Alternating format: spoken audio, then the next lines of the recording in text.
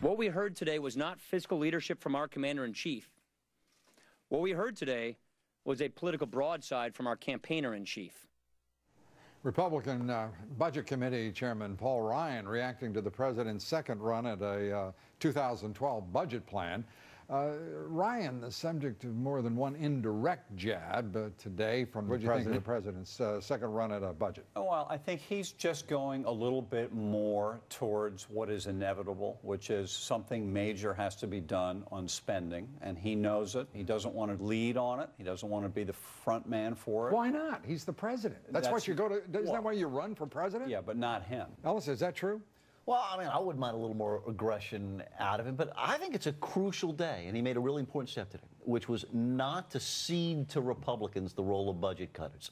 If the reality is that we're going to do some big whacking over the next year or two, and I think that's probably a pretty good guess, why let Republicans decide what we're going to whack? I mean, let's come up with a Democratic version of that. Don't just throw all the social programs to the wind. Let's don't repeal the 20th century. Let's come up with a different version of it, and I think that began today.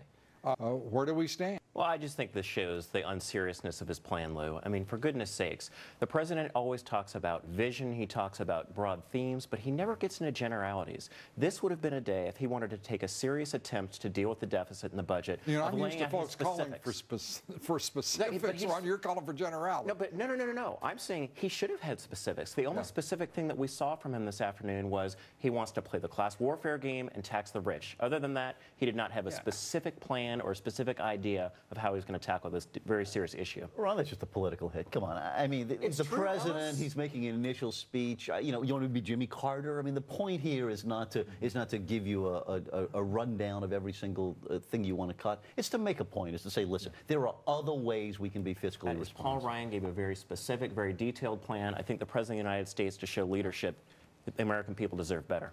Yeah, the American people deserve a lot better. I mean, a lot more responsible government from both political parties. That appears that period, we're entering a period of responsibility.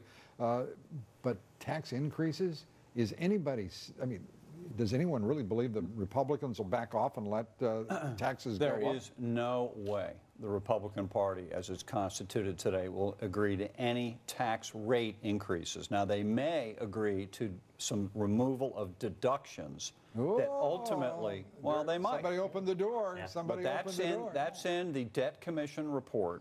I'm so impressed by the Debt Commission report. I mean, if I were so impressed with that, I'd be holding it up here every night saying, this is the way to go. But here's the thing. Lou, it had 18 members. Half of them were conservatives and Republicans, and 11 of them I'm waiting to be impressed, John. Well, but they did vote for it. 11 of them voted for it, including Tom Coburn, including Paul Ryan. By the way, Tom Coburn is among the gang of six. I mean, that's an alignment of folks like Durbin and Saxby-Chambliss and that group of six wanting to push taxes higher.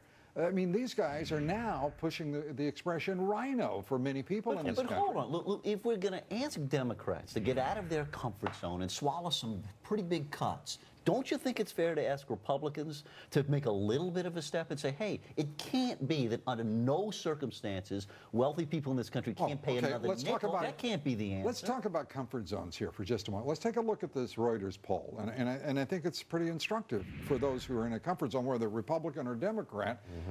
Is this country headed in the right direction? The wrong track. That's nearly 7 out of every 10 Americans surveyed saying we're headed in the wrong direction. Where's the comfort zone here? Well, listen, I think both people across all the political spectrum have a right to be disappointed in our leaders. But how about disgusted? Well, fair enough. But in the end, aren't the answers for these guys to be grown-ups and have a real conversation that isn't just this sloganeering on both sides? Well, here's that. What's the slogan? Yeah, what's the slogan? Well, the slogan of Republicans is never, ever raise any more revenues. And the difficult thing for Democrats is to cut popular programs like Medicare. Yeah, a couple things. First of all, there are 255 members of the Republican Party in the House that have signed a no new tax pledge. Not one of them will vote for new taxes. They will not do it, or they will be defeated in their own party primary.